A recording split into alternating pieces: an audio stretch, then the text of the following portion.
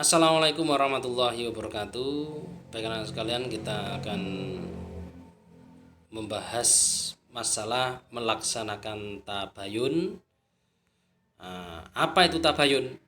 Proses yang dilakukan untuk meneliti dan menyeleksi berita dengan sikap tidak tergesa-gesa dalam memutuskan sehingga permasalahan menjadi jelas dan benar. Berita di medsos perlu diuji kebenarannya, ya kan?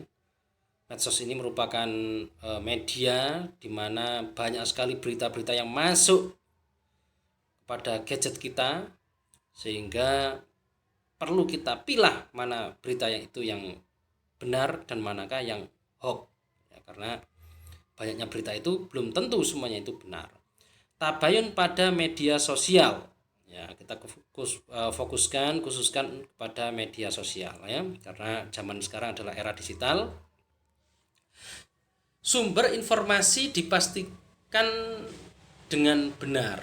Apakah benar seorang yang berpendapat itu si A yang berpendapat? Apakah jangan-jangan itu adalah pendapat si B, kemudian dia menyatakan itu sebagai si A? Nah, ini perlu kita kaji, perlu kita teliti. Apakah benar-benar seperti itu, ya kan? Pastikan isi informasi berisi kebenaran, ya kan? Apakah berita itu masuk akal atau tidak? Ini perlu kita kaji kebenarannya, ya kan. Sekarang ini kan banyak itu berita-berita dibuat judulnya menarik tapi tidak masuk akal sehingga orang banyak membaca, padahal berita itu hoax seperti itu. Pastikan tempat dan waktu informasi yang diperoleh adalah benar. Jangan sampai berita tahun atau 4 atau 5 tahun yang lalu kemudian di-share saat ini sehingga kita jadi bertanya-tanya, nah, kan, apakah benar berita itu terjadi saat ini, padahal kan sudah lampau. Nah, ini perlu kita kaji juga. Supaya tidak tertipu berita hoax, yang pertama berhati-hati dengan judul provokatif. Kemudian cermati alamat situs. Kemudian periksa fakta, kemudian cek keaslian foto, kemudian bisa ikut serta pada grup anti hoax.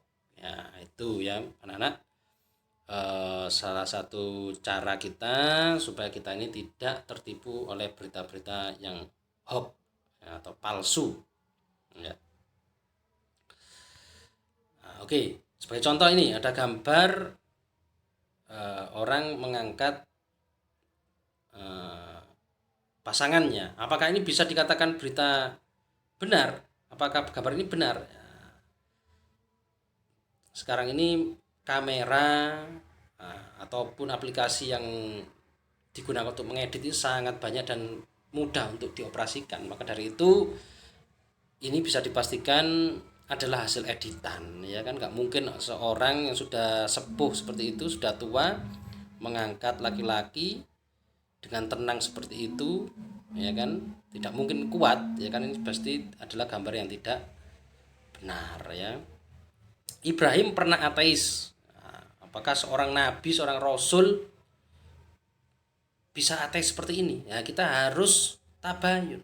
Kita harus mengecek kebenarannya. Bagaimana ya? Kita baca buku ini. Ya, sesungguhnya buku ini mengatakan pernah ateis itu ya memang di awalnya Nabi Ibrahim sebelum mengenal Allah ya pernah menyembah matahari menganggap sebagai Tuhannya. Tapi begitu malam tiba ternyata matahari tenggelam, kemudian timbulnya bulan, maka matahari bukanlah Tuhan, maka bulanlah yang dianggap Tuhan. Kemudian pagi bulan hilang, sampai akhirnya Nabi Ibrahim mencari lagi, kemudian oleh Allah diberi hidayah, akhirnya Nabi Ibrahim beriman kepada Allah. Baik anak, demikian yang bisa saya sampaikan, kurang lebihnya Pak Teguh minta maaf. Akhirul kalam billahi taufiq wal hidayah. Wassalamualaikum warahmatullahi wabarakatuh.